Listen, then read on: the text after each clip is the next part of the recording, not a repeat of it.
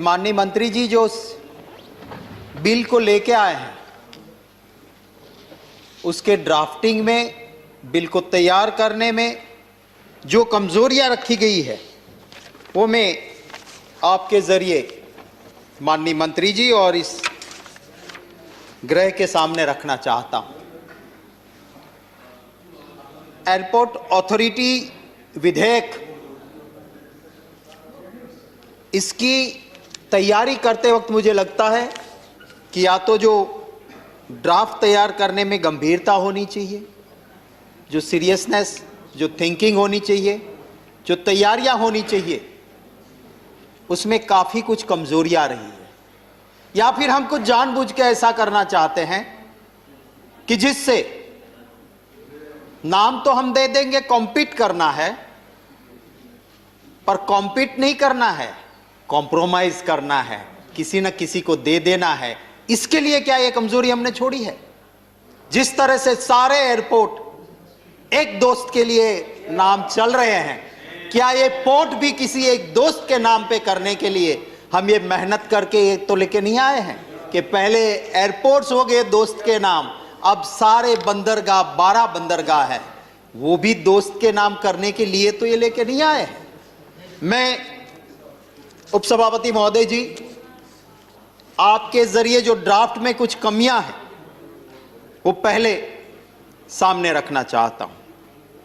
Section 3, इसमें इन्होंने कहा एक बोर्ड बनेगा, जो बोर्ड में 13 सदस्य होंगे। Out of this 13 members, 7 members are private members. 13 में से 7 आप प्राइवेट मेंबर्स रखते हो और फिर कहते हो कि हम निजीकरण नहीं कर रहे हैं। आपकी बात पे विश्वास कहां से आएगा? आपने बोर्ड मेंबर्स निजीकरण के लिए रखे, आपने प्रावधान किया, पर कहीं पर भी उसका क्वालिफिकेशंस, आपने उसकी एक्सपर्टाइज, उसका एक्सपीरियंस ये नहीं रखा। होगा क्या कि 14 में से 7, माने more than 50% private members, no proper qualifications. फिर वो क्वालिफिकेशन क्या होगा रखने का? यस बॉस, यस मिनिस्टर करने वाले लोग वहां आ जाएंगे। आपको अगर कॉम्पीट करना है प्राइवेट से, तो आपके पोर्ट में एक्सपर्ट लाने के लिए आपके कानून में प्रावधान होना चाहिए। वो कानून में प्रावधान आपने नहीं रखा है। चेयरमैन और डेप्यूटी चेयरमैन, माननीय उपसभापति महोदय जी,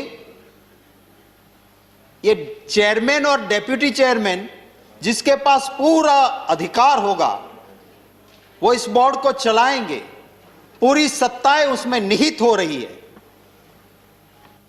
उसको कौन चयन करेगा? उसको चयन करने के लिए आपने कहा है कि एक ऐसी सिलेक्शन कमिटी होगी, जो सिलेक्शन कमिटी आपको चेयरमैन और वाइस चेयरमैन का सजेशन देगी। अब ये महत्व की 2 जगह को सिलेक्ट करने वाली जो सिलेक्शन कमिटी है, उसका कॉन्स्टिट्यूशन ही अनक्लियर है।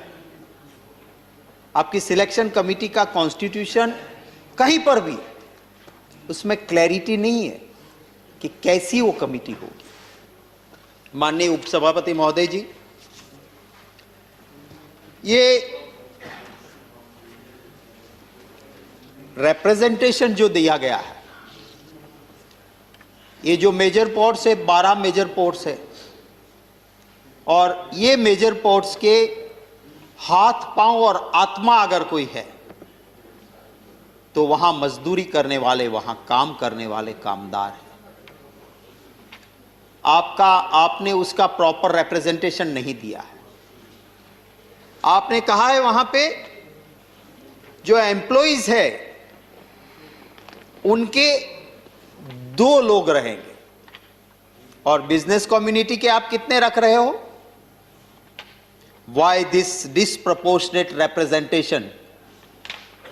जिन्होंने ये 12 बंदरगाह खड़ा किया है, उस कामदारों की आवाज को वहां बुलंद रखना, माननीय उपसभापति महोदय जी, मुझे लगता है कि बहुत जरूरी था। यहां पे जो इस बोर्ड के मेंबर होंगे, एक क्लॉज डाली है सरकार ने इसमें,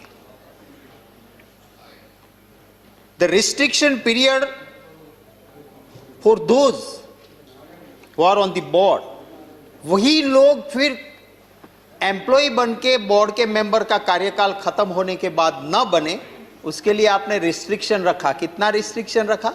जस्ट फॉर 1 ईयर, 1 साल।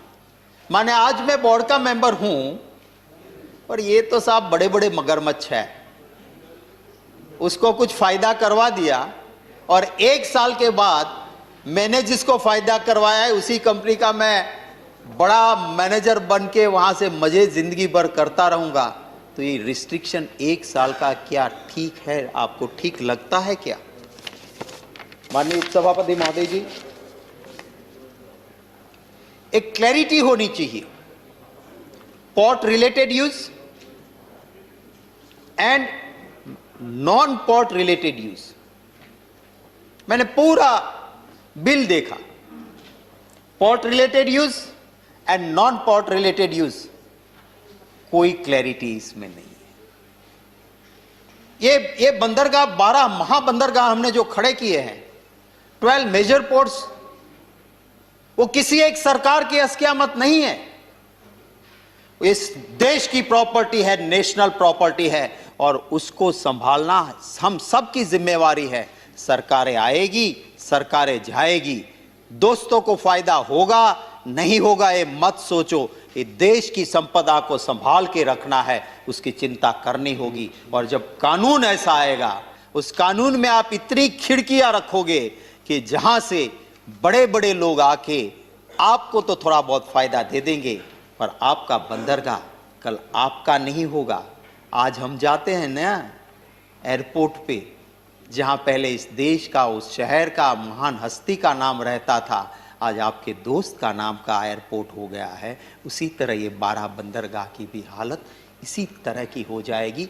अगर हम इस कानून को ठीक से लाना चाहते हैं, इसके ड्राफ्ट को आपको ठीक करना होगा। आप इस बिल को स्टैंडिंग कमेटी को भेजिए। कम से कम आप बिल को, पहले गया था स्टैंडिंग कमेटी में, और वो स्टैंडिंग कमेटी में से आने से पहले वो लोकसभा भंग हो गई, इसलिए जो स्टैंडिंग कमेटी की भी रिकमेंडेशन थी आपने नहीं मानी है। ये मत समझो कि मुझे पता नहीं था कि स्टैंडिंग कमेटी में गया था, मैं सोच समझ के बोलता हूं। और वो उसके बाद, वो लैप्स होने के बाद आप जब बिल लेके आए, तो क्या आपकी ये जिम्मेवारी नहीं थी? माननीय उपसभापति महोदय जी, बैठे बैठे कमेंट की तो मैंने थोड़ा सा डायरेक्ट जवाब दिया, पर आपके थ्रू में ये कहना चाहता हूं कि उसी स्टैंडिंग कमेटी ने आपको कुछ सिफारिशें की थी, और उसी सिफारिश में ये भी कहा था स्टैंडिंग कमेटी ने कि port related use and non port related use, उसको ठीक से डिफाइन करो। क्या आपकी जिम्मेवारी नहीं है उसको सुनना? स्टैंडिंग कमेटी ने कहा कि आप एक क्लॉज रखते हो, your objects and reasons and one clause in the bill travelling totally in a different direction. आप कहते हो कि हम स्वायत्ता दे रहे हो, बट देन इसी कानून में एक क्लॉज रखते हो कि सरकार आपको डायरेक्शन देगी। माननीय उपसभापति महोदय जी, एक मॉडल गुजरात का था, महात्मा गांधी जी वाला, बहुत अच्छा मॉडल रहा, पूरी दुनिया ने उसे एडेप्ट किया। एक 2002 के बाद का भी गुजरात मॉडल आया है, ये उसी मॉडल की एक कॉपी है।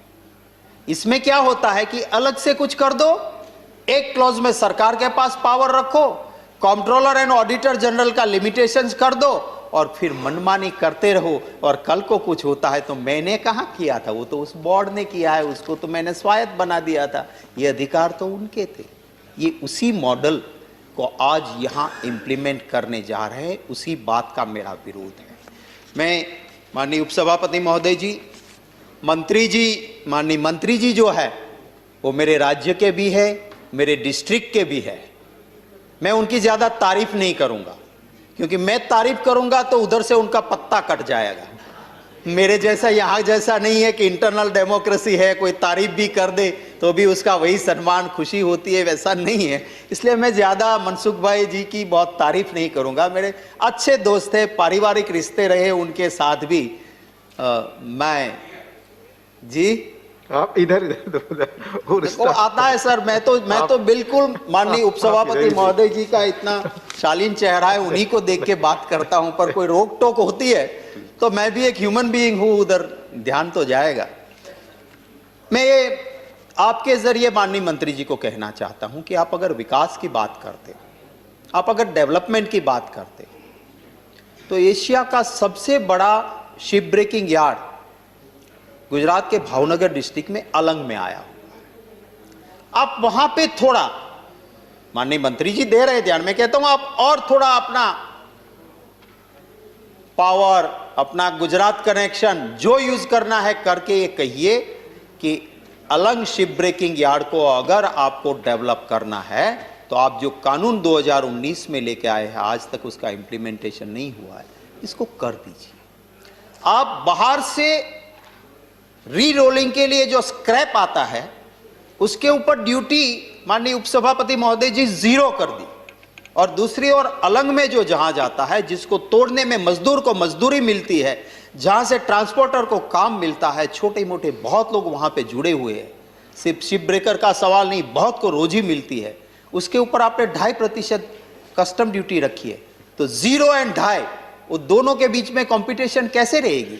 अगर आपने इंपोर्टेड स्क्रैप 0 कस्टम ड्यूटी की है तो शिप ब्रेकिंग के अंदर शिप के ऊपर भी कस्टम ड्यूटी आपको 0 करनी होगी। आप कहते हो कि ये बोर्ड बनाने से बहुत फायदा हो जाएगा, कंपटीशन आ जाएगी। मैं आपके जरिए माननीय मंत्री जी को कहना चाहता हूं कि उसी अलंग शिप ब्रेकिंग यार्ड आज एक बोर्ड के नीचे है, उसके साथ काम करने वाले लोगों को जाके आप पूछिए कि इस बोर्ड से आप कितने खुश हो। इसके बजाय तो सरकार से पाला होता तो ज्यादा अच्छा होता, ये वो लोग वहां के लोग कहेंगे। माननीय उपसभापति महोदय जी, जो 12 बंदरगाह की हम बात करते हैं, हम दुनिया के 16वें नंबर का ऐसा बड़ा देश है जिसके पास समुद्र तट बहुत बड़ा आया हुआ है। पर इसके साथ साथ हमें समझना होगा कि जब हम इस तरह के कानून लाके, कि जहां मेरे जैसे नहीं एक्सपर्ट लोगों की भी दहशत है कि ये कानून सिर्फ दोस्तों को बंदरगाह बैकडोर एंट्री के लिए है, और आज के आपके 12 मेजर पोर्ट्स कल उन्हीं दोस्त के नाम हो जाने की ये चिंता सबको हो रही है, तो मैं ये कहना चाहता हूं कि देश का सबसे बड़ा समुद्र तट जो हमारे देश, दुनिया के 16वें नंबर के कंट्री पे भारत देश है, पर हमें ये भी नहीं भूलना चाहिए कि हमारी बॉर्डर पे पाकिस्तान आया हुआ है।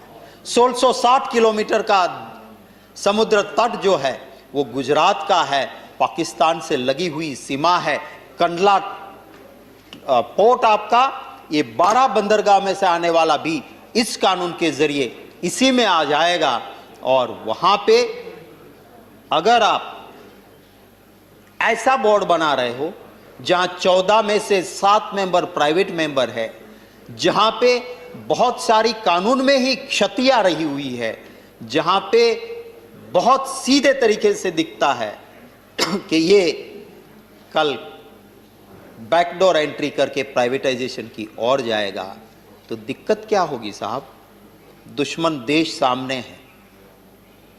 अगर आप 12 बड़े बंदरगाह में से कंडला भी जहां आता है पाकिस्तान की सरहद वाला, अगर उसको आप कमजोर करोगे, आप ऐसे कानून के जरिए उन हाथों में दे दोगे जो ताकतें देश की सुरक्षा की ज्यादा चिंता नहीं कर पाएगी।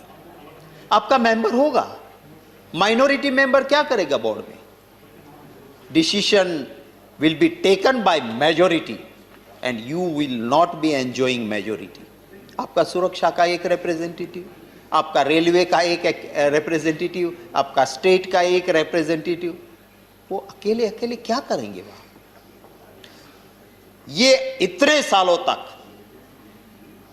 जो 12 बंदरगाह हमारे हाथ में रहे हैं, वो अगर इसकी क्रेडिट किसी को जाती है तो ऐसे ही गृह में बैठने वाले, लोकसभा और राज्यसभा में बैठे वाले, हमारे से पहले बैठने वाले बहुत ही बुद्धिमान सांसदों ने जो कानून पारित किया था, आपको पुराना लगता है, आपको उसमें सेक्शंस ज्यादा लगती है, पर अगर दोनों को साथ साथ रख के कोई भी आदमी पढ़ेगा तो लगेगा कि आपके इस कानून के ड्राफ्ट से कहीं बेहतर कानून आज मौजूदा कानून है। हां, शायद उसमें यह कमी जरूर दिखेगी कि उस कानून की तहत किसी दोस्त को कुछ दे देना आसान नहीं है। अगर उसी के लिए ये कानून ला रहे हैं तो उसका तो कोई मतलब नहीं। मैं ये भी कहना चाहता हूं कि इस कानून के लाते वक्त अगर कम से कम माननीय मंत्री जी और सरकार, कंट्रोलर एंड ऑडिटर जनरल,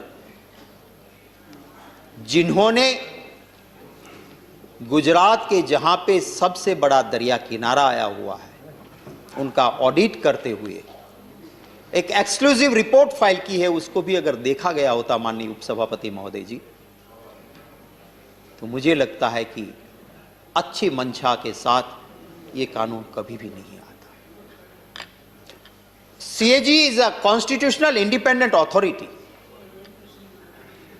और उसने ये लिखा कि आपके जो बंदरगाह है उसके प्राइवेटाइजेशन की वजह से प्राइवेट पोर्ट की जेटियों पर आपके सुरक्षा के जहाज, आपकी सुरक्षा की बोट्स वहीं से ट्रैवलिंग में जाएगी, दुश्मन को पता चलेगा, और इसीलिए इसकी भी चिंता होनी चाहिए। मैं आपके जरिए आखिर में मंत्री जी से गुजारिश करूंगा कि आप इसको फिर से ड्राफ्ट करने के लिए भेजिए। भले ही पहले लोकसभा भंग होने से कमिटी के पास गया हुआ कानून जो गया था उसकी सिफारिशें आपने नहीं मानी हो, आज उसको देख लीजिए, फिर से ड्राफ्ट ठीक कीजिए। Front door, back door, window, कहीं से भी प्राइवेट आदमी घुसे इसकी बहुत संभावना है, इसको बंद कीजिए। आपकी वो खिड़कियां किसी दोस्त के नाम पे बंदरगाह न बन जाए, उसकी चिंता करते हुए अच्छे ड्राफ्ट के साथ आप आइए, हम भी समर्थन करेंगे। हम सिर्फ विरोध करने के लिए यहाँ नहीं बैठे हैं, राष्ट्र के हित में कुछ होता है, कांग्रेस पार्टी का इतिहास रहा है कि हम समर्थन भी देते हैं। धन्यवाद उपसभापति। धन्यवाद माननीय शक्ति सिंह गोहिल जी।